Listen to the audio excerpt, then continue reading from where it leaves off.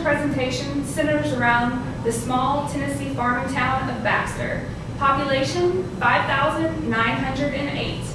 Seemingly far removed from the hustle and bustle of the criminal world, little did they know that amongst their Christmas cheer, there was a Christmas Scrooge with a troubled home life, causing her to embezzle hundreds of thousands of dollars from her employer. Regina Williams, an employee of Pinetopia, managed to embezzle $200,000 over the course of 5 years from her employer, Mr. Dew.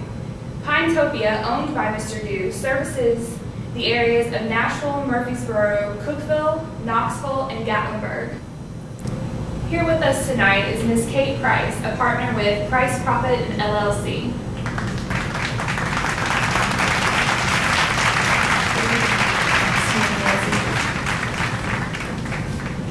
So, tell us, what brought you to discover that there was a fraud at Pinetopia? Well, I actually didn't discover the fraud. One of our new associates, Ms. Sparks, discovered it. It was her first audit, and so she wasn't sure what to do with it at first and brought it to me. And what she found was that the legitimate employee checks that were printed were yellow, and she found all these white checks, and they were all being directly deposited to Regina's account. So we knew something was going on, and upon further investigation, we found at least 5 more employee checks that were fraudulent. Could you explain to us exactly how something like this could go undetected? Well, a common misconception with auditing is that we examine everything, and that's simply not possible. So, there was documentation to back up these employees, so we had no reason to believe that there was fraud occurring. And also, we get an idea from the manager of what we should expect going into this, and he had no idea this was going on and had no reason to suspect it. So he didn't give us any inclination that this could be going on. Do you feel that something like this could possibly be prevented? Yes, in this situation, the reason it wasn't prevented was Regina, had set up a very good system. She had the checks deposited directly to her account, which makes it harder to trace. She acted alone, and she really had the motivation, the rationalization, and the opportunity because of what was going on in her home life. Do you often find fraud in small companies such as Pinetopia? Yes, it's a common misconception that this only happens in large companies, but really it's more likely to occur in a small company because they just don't have the proper internal controls to handle it. Lots of large companies have an entire department devoted to their controls. And also, the manager at Pinetopia was very trusting of her, like I said before, and so he just had no reason to suspect this was happening. What tips do you have for other small business owners who may be watching tonight? I would say the biggest thing is have professional skepticism with your employees. When you work with people for many years, you want to trust them, you want to feel like they're doing their job correctly, but the truth is you have to look at it with a skeptical eye, otherwise people can take advantage of you. And I would also say it's very important to have someone outside of the business come in and look at it. Mr. G probably never would have discovered this on his own, which is why it's great that we could come in and find this and stop this for him. We really appreciate you coming on the show tonight to share with us your expertise on these matters. Thank you, Nancy. Glad to be here. Please stay tuned to find out how Ms. Williams was able to perpetrate such a fraud right after this message.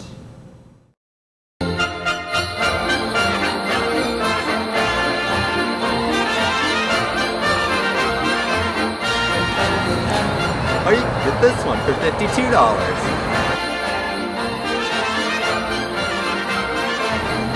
Pinetopia Trees, a perfect tree for your perfect Christmas.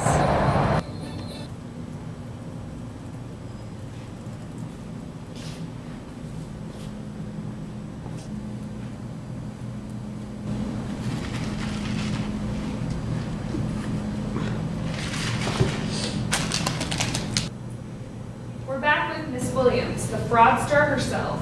Oh, Nancy, you can call me Regina. Okay. So, can you kind of give us an overview of exactly what you did at Pinetopia? Yes, I was the payroll manager. I was actually the timekeeping person for all the employees at Pinetopia, and I did payroll summaries for Mr. Dew.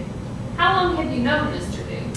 I actually went to high school with his son, Jimmy Jr. Oh, really? And how long have you worked for Mr. Dew? I've worked for him for 7 years since the company started. And did you enjoy your job? Oh yes, I love Mr. Dew. He's such a nice man. And everyone there at the office, Pinetopia, we're just like a big old family. So it sounds like you had a really good working relationship with Mr. Dew. What exactly changed? Well, as the business was growing, I was being added more and more responsibilities, and just having to keep up with all of those new employees and their payroll, and it was very stressful.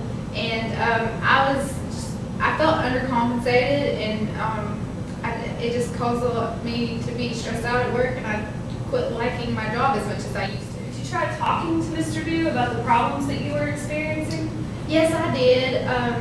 But he felt as if since the company was a small business and seasonal, that he just couldn't afford to pay me anymore. So you seem kind-hearted. What exactly was your motivation to do something like this? Well, there was a lot of pressure from home. We had 4 kids, and we were trying to keep food on the table for them. My husband was supposed to get a promotion at his job, and it didn't happen. And he began to gamble, and he was betting on NASCAR and some other sports. And so it just really got out of hand. We were behind with our bills, and that's what started it all. How did you go about perpetrating such a fraud? One day, Mr. Dew and I were in his office, and I was able to look over his shoulder and obtain the password to the master payroll system. And that night I went home and I Googled Social Security numbers because I realized that I would need that in order to create fake employees. So I did that, and I found out that you can actually go online and obtain public death records. Really? Yes, and so I got those Social Security numbers and was able to go into the system using Mr. Dew's password and create those new employees. So all of that being said, did you blame your husband for what happened? No, I couldn't do that. I love my husband, and he had a problem just like I did, and he just made a mistake. So is there anything that you would like to say to Mr. Dew? Yes.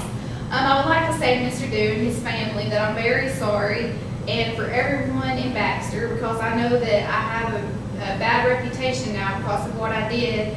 And I just want everyone to understand that just because you have an opportunity to do something and you feel the pressure, if you know it's wrong to start with, you shouldn't go ahead with it. There's always another way out. Thank you for those touching words. I hope everything works out for your family. Thank you, Nancy. Recently, I was able to travel to the Knoxville area to take a look at a local neighborhood Pinetopia site. Before we talk to Mr. Dew, let's take a look at what I found.